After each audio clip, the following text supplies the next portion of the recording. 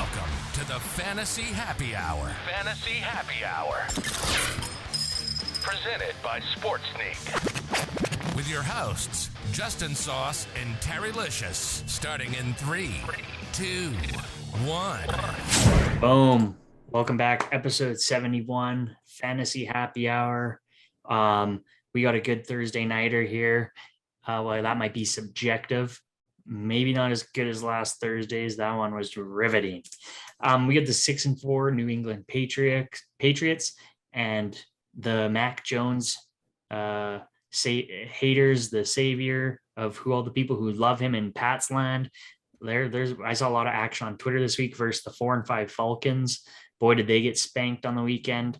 It should be a good, fun Thursday night. And what do you got for us, Taryn? Two teams coming off each end of a blowout. So the Patriots go back to their running style and destroy the Browns 45-7. And the Browns being a team that we were all kind of high on going into that. Mac Jones looks really efficient. He doesn't throw a ton, but like that ground game looks like it's back. It looks like the old Patriots where they just run the ball all game and then throw when they need to on third down or whenever, they see an opportunity to quickly turn it. Falcons got their pipes cleaned out there by the Cowboys. Holy, what a bounce back game by the Cowboys though. So sometimes you got to watch teams that do that. So now we got two teams on the opposite ends of a blowout. So there's an obvious bias right away when you go to pick a lineup, right? You're leaning Patriots. You're saying the Falcons look bad. That to me always spells a letdown spot. Like everybody's going to be all over the Patriots to crush this game. Typically those never go as planned. And this Thursday nighter, I think will be very good, very close. So that's kind of where my head's at when I first look at this. These are two teams that are still in the runnings in their division. So I wrote that down because I think that's important. Patriots are looking at probably winning this AFC East now. Them and the Bills slipping, losing to Jacksonville, looking okay, not great. I think they have a good shot at this division now, the way they are looking on both sides of the ball. Falcons still in the running in the NFC South at the Brady losing over the last weekend. So that's within 2 games. Everybody's between 6 wins and 4 wins. So like these are tight divisions and good spots for both these teams. Injury news, we'll start with that before I get into some picks. Jonnu Smith, questionable shoulder. Damian Harris, questionable. He's coming off a concussion. Cordero Patterson, questionable with an ankle. He left last week. Hayden Hurst is questionable with an ankle. And then Ridley, of course, is out. Personal injury or personal how do you describe that? Personal issues, I guess. He said he needed to walk away for a bit. Sorry for that. I didn't know how to word that. But I started my lineup here leaning on this game actually being really good. And I like probably to me the best receiving option in this entire game. And that's Kyle Pitts at captain. This guy looks like he's like the Darren Waller of his team. He's starting to match the targets and share of like a Waller Kelsey, maybe not quite a Kelsey yet, but like a Hawkinson Waller area. I mean, he leads his entire team in receiving yards and targets by quite a margin. And the closest guy to him is their running back / utility option of Cordero Patterson, who could go any which way of where he plays in the game, whether he's a return man, receiver, running back now. So he's actually my second guy in this lineup. So I went double Atlanta early, but I don't know if he's going to play. I was kind of looking at that. His ankle actually looks quite like it could, hinder him in this game. So watch that news. But I really like going to Wayne Gallman if he doesn't play.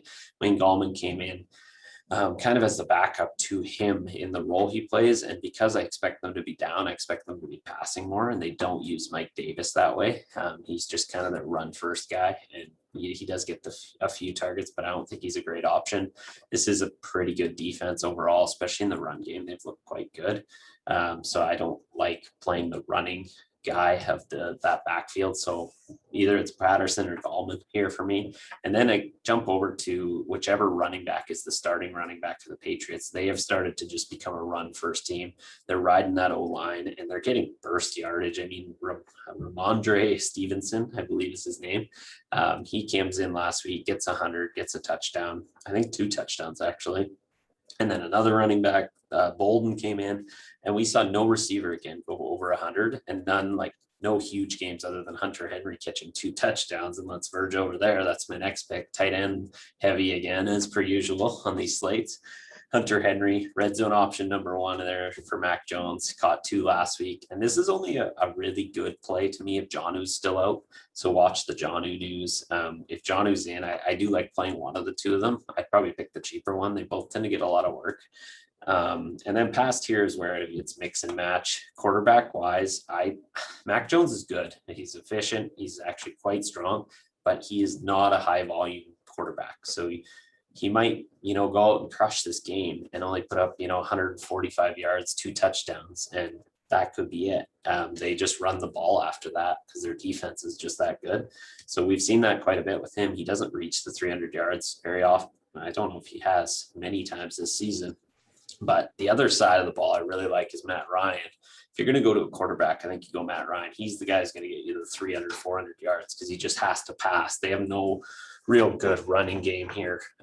It's just whether it fits. So with Pitts, I do like putting him in the lineup, but I think pricing will kind of urge me away from that.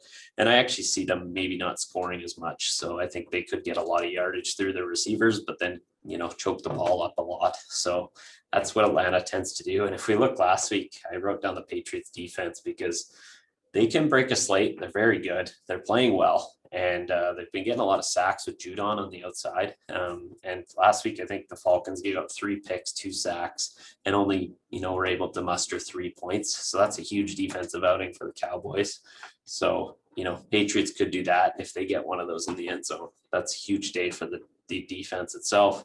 And then I wrote down Brandon Bolden. He's one of my favorite options here. If you kind of expect the Patriots to go down or keep it close, he gets a lot of weird receiving work as a running back, especially if Damian Harris is out. So that's important. If Harris is in, I think he's the guy you have to go to. He'll be the lead back. But if he's not, I think Ramondre Stevenson's earned his role here. And then Bolden's also getting involved a lot. He's catching a lot of TDs. So he's coming out of the backfield. Watch your receiving options throughout this game. They're all going to be middle priced. I mean, there's nobody that stands out immediately. Even if you look to the Patriots, everybody's going to chase Kendrick Bourne. He's playing well. I'll give him that. But he's not a guy that you can rely on week over week. Jacoby Myers is usually that guy over in New England. He got his first touchdown last week. So that's big news. And maybe that lights him up. He's their best receiver. The only good thing about Kendrick Bourne is he's thrown a touchdown this year. So you got to watch the gadget plays in New England. They've been doing that a lot. They have a couple receivers, I believe, that can throw the ball, which is nice to have, I guess, when you're trick playing. But that's all I kind of got throughout this game. I think it's going to be a little more scoring, but maybe not what you'll see on the scoreboard, more just from a fantasy perspective. The Falcons tend to put up huge fantasy outings on their wide receivers or decent fantasy outings and lose and not score a lot of touchdowns. So I like them as kind of that filler in your stacks. But any questions you got, Justin, or anything you're thinking about? Well, I just want to get to the double doink here of the kickers corner that we got going on. Here's a little trend on Fantasy Happy Hour. Now we got Young Ho Koo. He's 15 for 16 on his field goals this season with a 53-yard long attempt. So sitting pretty good. Only one miss, 93.8%, 100% on extra points. However, there's not been one game where Atlanta's got over 3 TDs. So it's been tough for him to, and if they have, I'm looking at his stats, then if they have 4, then they went for a 2-pointer, but no more than 3 for him. And relatively minor stats on his field goals per game, two field goals what am I saying here?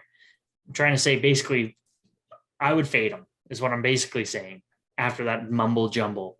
And then the other side of the ball, we got weeks like last week where you got Nick Folk, who's guaranteed his points just off the 6 TDs alone.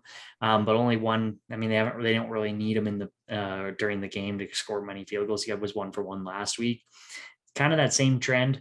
Depends on what you got for the game script and what you think the score will be. If you think it's going to be close scoring, like 27-24, a 3-point game like that in the mid 20s, I actually like Nick Folk because then you're getting, your 3+ TDs for the extra points. Plus you're getting probably a couple attempts for the field goals. If you get 1, maybe 2, 40+ yarders, it's sitting as a pretty good pick if you can fit him within your budget.